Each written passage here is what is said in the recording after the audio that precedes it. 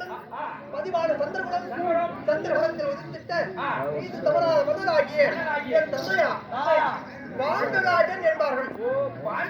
ஆமா, பாண்டுராஜனுக்கும் கொஞ்சம் மந்தாரிக்கும் மகளாக பிறந்த உங்களுடைய பேரோ சகாதேவ மன்னன். நீங்கள் உடன்பிறந்தவர்கள் எத்தனை பேர் சாமி?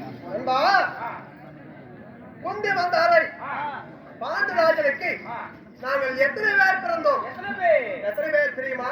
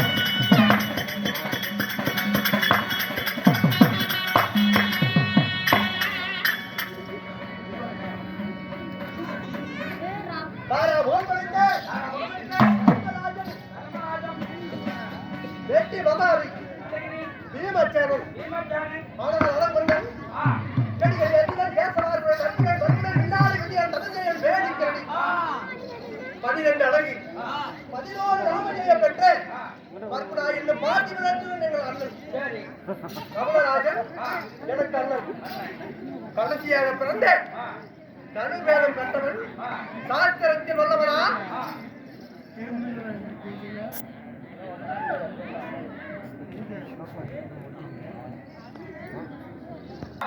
என் பெயரோ சகாதேவன் ஆமா அப்படி சகாதேவனாக இருந்திட்டாலும் எங்கள் ஐவருக்கும் தங்கை ஒன்று அவள் பெயரோ சங்குபதி ஆமா சிவனந்தாபுரியில போருக்கு அஞ்சாத போர் மன்னனுக்கு என் தங்கையாகிய சங்குபதியை அவள் திருமணம் செய்து கொடுத்திருக்கிறோம்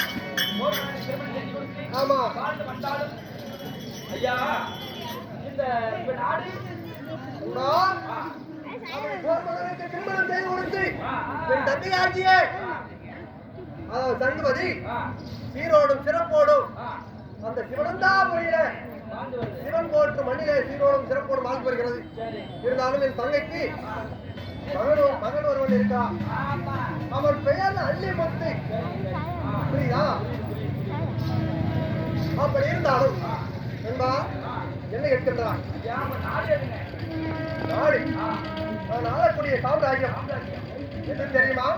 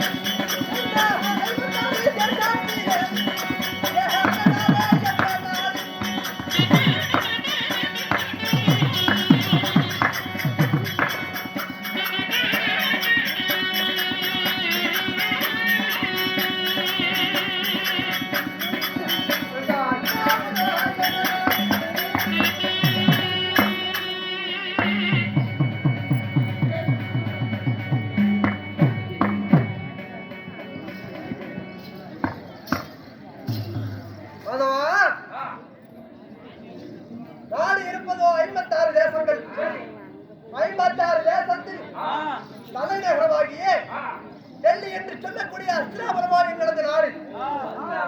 ஆமா,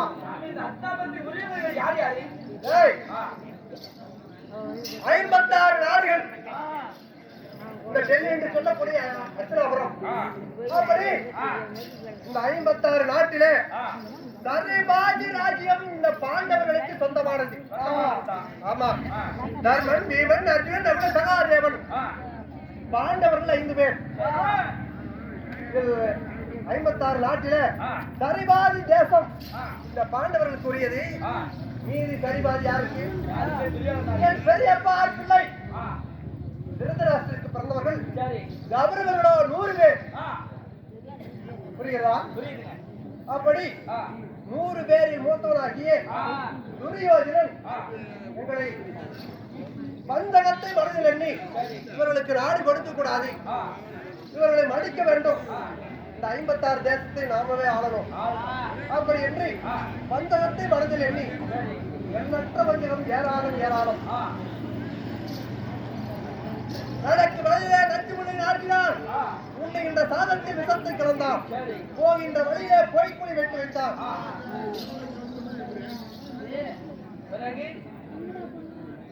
நடக்கு வழியிலே நச்சுமுனை நாட்டினான். குளிக்கின்ற குளத்திலே கூர்வூசிகளை நாட்டி வைத்தான். படிக்கின்ற வாயில விட்ட பாம்புகளை விட்டான். அறைக்கு 4 மாளிகை கட்டி அந்த அறைக்கு மாளிகைக்கு தீ வைத்தான். இப்படி எண்ணற்ற வஞ்சகம் ஏராளம் ஏராளமாக செய்து. ஆமா, அப்படி இருந்தாலும் ஆயன் கிருபையால் 5 தப்பித்து ஆனால் நாடு கேட்டோம். நாடு ஏற்ற பாண்டவர்களுக்கு காண்டவ வனத்தை கை காட்டினார் என் பெரியப்பாராகிய திருதராஷ்டிரர். அப்படி கையாட்டிய உடனே அந்த காண்டவ வனத்தை என் அண்ணனாகிய அர்ஜுனன் தன் காண்டவத்தின் வலிமையால் அந்த காண்டவ வனத்தையே தகனம் செய்து இந்திர லோகத்திற்கு ஒப்பான தேவலோகத்திற்கு ஒப்பான அழகான ஒரு நகரத்தை நிர்மாணித்து அதற்கு இந்திர பிரசவம் என்று பெயர் சூட்டி என் அண்ணனாகிய தர்மராஜன் நீதி நேர்மையுடன் ஆட்சி செய்து வருகிறார். இருந்தாலும் நண்பா, இன்றைய தினத்திலே என் அண்ணனாகிய தர்மராஜன் ஆமா பார்க்கலாமா?